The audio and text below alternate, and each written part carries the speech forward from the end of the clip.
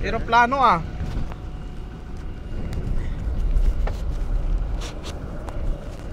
Anong oras na mga kapobs? Ay, 3 gid kayo? Ayun. Tang umaga mga kapobre, nandito ulit tayo kila Kuya Kenneth at saka si Jamaila at saka yung isa na nabalitaan ko na pasaway, buhok niya oh. Si Kwan. Oh. Si Nathan. Dito ilapit mo dito sa akin si Nathan.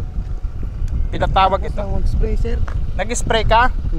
Ng taniman? Nag-spray ba? Saan? Doon sa amin. Nag-spray ka pala. Oo. I-maintain mo yung buhok mo na maganda para pag nag-school ka ay presentable ha. Okay. Kayang paggabi sa barkada ka daw sumong ni kuya mo. Bakit? Ano nangyari? Ha? Anong oras ka na uwi? 12 ng gabi? Sus, Ginoo ko. Last 12 ng gabi, inhayaan mo siya na wala pa sa inyong bahay? Huwag mo hindi siya nagpapaalam. Hindi ka nagpapaalam? Nagsabi si Mami Baloy sa akin, sasabihin ko daw sa iyo na kailangan daw kita kausapin. Barkada daw yung pag-aaral mo na yan. Nag-ano siya sa akin, nag-message si Mami Baloy kasi nung nakaraang video na sabi mo nga na barkada. Alas 12 ng gabi sa labas ka pa. Sus, Ginoo ko. Tapos bukas may klase ka. Paano yan? Ha? Tapos hindi ka nagpapaalam. Anong mang ginagawa nyo sa labas? Wala, ang tambay. Diyan lang, sir. Magtamboy kayo ng alas 12. Sa amin noon, mga alas 6 sa bahay na. Mapalalaki, mapababae. Sige, papasok ka kinabukasan. Papasok ka kinabukasan. Paano ka pa tulog?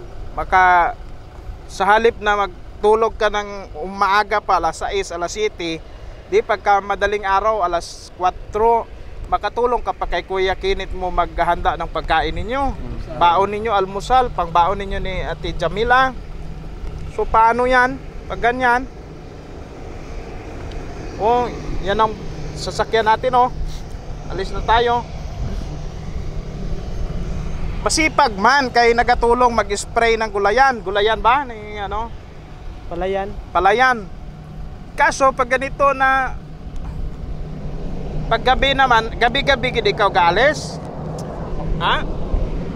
Uy. Gabi-gabi alas 12 gid. Hindi naman po, minsan maaga-aga.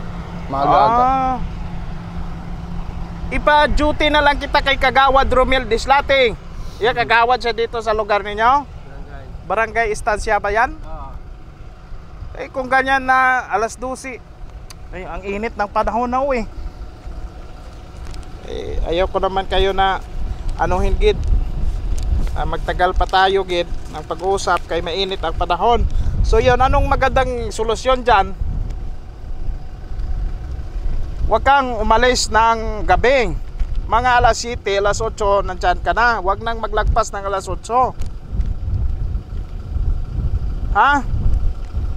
I-report mo sa akin pag isumbong ko rin doon kay Ma'am Ibaloy kasi nagsabi si Ma'am Ibaloy barkada or tag-eskwela mo yung unahin mo. Paano ka makapag-aral ng mabuti kung pagdating ng alas 12 ka pa ng gabi makauwi sa inyo kaya magbarkada man pagka umaga alas 7 ang klase hindi ka na concentrated yung isip mo.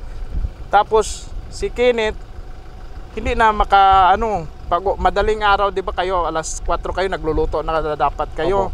Hindi ka na makatulong sa kanya. I-adjust nyo oras nyo ha. Makinig ka sa kanya. Mainit panahon. Kuya Kenneth, ito pamasko kay Jamila ni kapobreng kay drama lovers ha. 1,000 pesos. Yun. Diyan kay Kuya Kenneth mo ha. Anong gusto sabihin kay drama lovers? Thank you, sir, sa pagtaoy. Pamaskwa kakon. Babae yon. Thank you kid ma'am sa pagtaoy. Pamaskwa kakon at pagpipray ko kamo. Thank you kid. Ayan. Oh, ito yung allowance ni Nathan. Sabi ni Ma'am Ibaloy, si Kenneth ang magmamanage nito. 3,000 pesos ito ha. Ito, 1,000, 2,000, 3,000 pesos. O sige, anong gustong sabihin ninyo? Nathan, sa iyo Salamat yun. po, Ma'am Baloy, sa pagbigay nyo ng tulong sa amin. Ako ay mag-aaral na mabuti at hindi na magbarkada. Ano sasabihin mo sa kanya kung about sa barkada mo? Hindi na po ako magbabarkada. Aha. Hindi na, dutihan na lang ro. Dutihan lang. Pagbutihan ang pag-aaral. Oh, yun. Baka mag-duty ka na naman mamaya ng alas nadali mo pa yung yung nadaig mo pa yung barangay tanod dito na nag-duty, nag-rubing eh. Pagupit ka mamaya, tanggalin mo Oo. ang tali mo sa buhok. Hindi bagay Pagupit sa'yo. ka ha. Oo, sabi ni Kuya Arnelo. Ayan na yung hala, naiwan na tayo ng flight.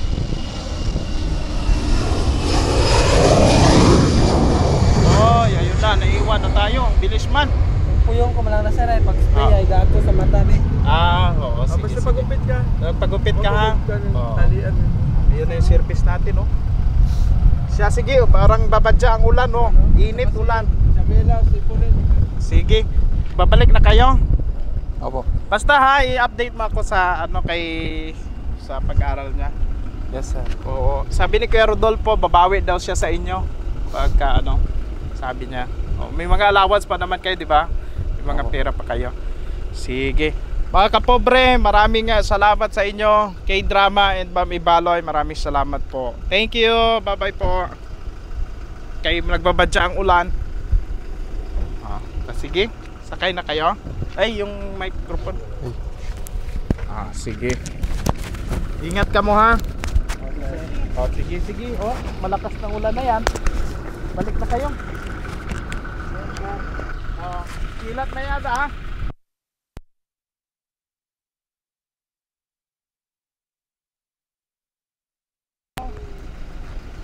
Aking imaw. Sige, Kenneth, ikaw na bahala, Ma'am Juan. Kailan pa ba ito mabubuksan yung daan papunta doon sa inyo para malapit na? Sige, angkas na imaw. Sige. Saan ka nag-aangkas ni? Sa unahan? Sige. Ayan daw. Hirap pala. Ingat. Ingat. Ay, duty mo man doon na ha. Garos. Bye bye, sige.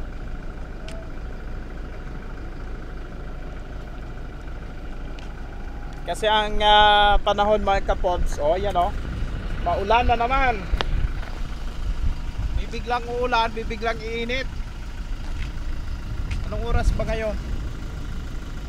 11 na, 47 kasi galing po kami kay Lolo Dindin, Tatay Dindin doon sa Balinaw. Diniretsohan namin siya dito. So yon. Ayan ang bilis nila Yun na. Sarado na kasi yung daan doon ay. Sige mga kapob, salamat. Maraming salamat. Bye bye. Merry Christmas.